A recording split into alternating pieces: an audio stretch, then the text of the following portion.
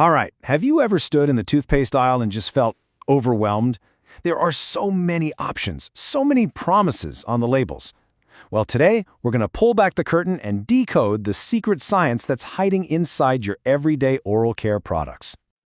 So let's start with a question. You brush your teeth twice a day, you floss, most of the time. You feel like you're doing a pretty good job, right? You probably think that good old toothbrush has got you completely covered. Well, let's see what the science actually says about that. 58%. Yeah, that's it. Research shows that even if you're a champion brusher and flosser, you're only removing about 58% of the plaque on your teeth. I mean, it's not bad, but it leaves a whole lot behind. And that leads to the big question, right? What in the world is going on with that other 42%? That's the really stubborn stuff, the plaque that hides in all the hard-to-reach places. This is what we're going to call the 42% problem. And it's the very reason your toothbrush desperately needs a partner. So to take on that stubborn 42%, we need to call in some backup. This is where the chemistry comes in, and it's super interesting. Let's meet the chemical helpers. These are the active ingredients in your mouthwash and toothpaste that are designed to do what bristles just can't. So, why even bother with chemicals? Well, as we just saw, brushing by itself just isn't enough. These chemical agents can get into all the nooks and crannies your brush completely misses. They're also a total game changer for people who might have trouble with dexterity, and they are absolutely critical for keeping things clean and preventing infection after any kind of oral surgery. And these guys are smart. They don't just rinse plaque away. They have a whole strategic battle plan.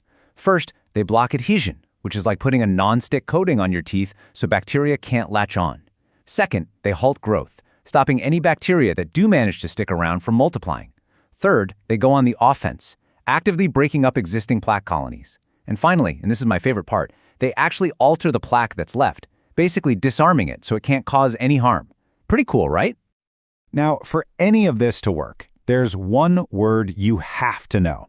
It's the most important concept of all: substantivity. It sounds fancy, but all it means is staying power.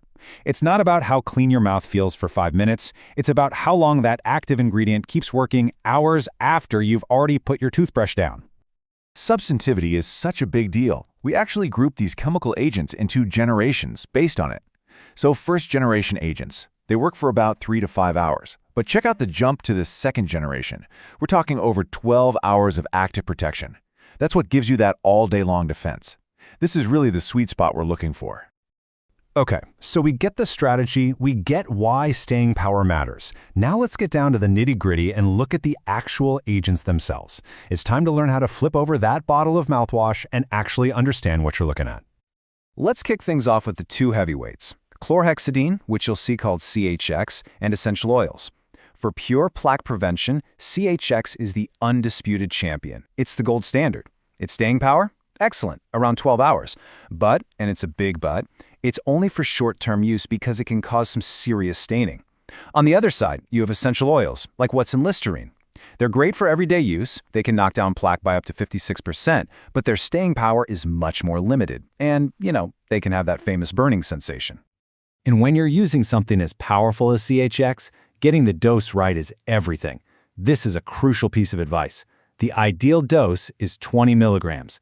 Guzzling more doesn't make it work any better, it just cranks up the side effects. It's a perfect example of how more is definitely not always better. Okay, so beyond those two big names, you'll see a few other players on the shelf. There's cetylpyridinium chloride, or CPC. It's good, but remember our generations? It's a first-gen agent, so its staying power is only about 3 to 5 hours. Then there's stannous fluoride, which is fantastic for fighting gingivitis. But just like CHX, it can also cause staining. And finally, you might see triclosan in some toothpastes. That's a second-generation agent that also has this cool anti-inflammatory bonus. So we know the ingredients now, but how do you get them into your mouth? The form factor, the product itself, matters just as much as what's inside it. So let's talk about choosing your weapon in the fight against plaque.